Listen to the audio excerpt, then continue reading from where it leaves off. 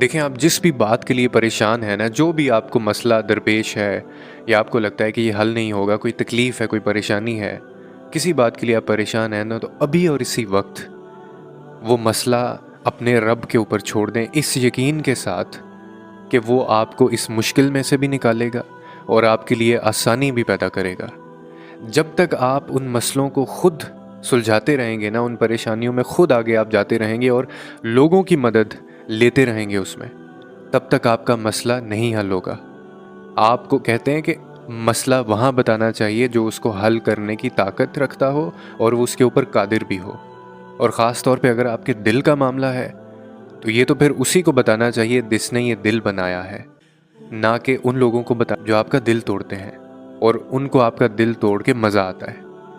अपने खालिक से, अपने खुदा से, अपने रब से, अपने अल्लाह से आप एक दफ़ा सच्चे दिल से जुड़ के तो देखें।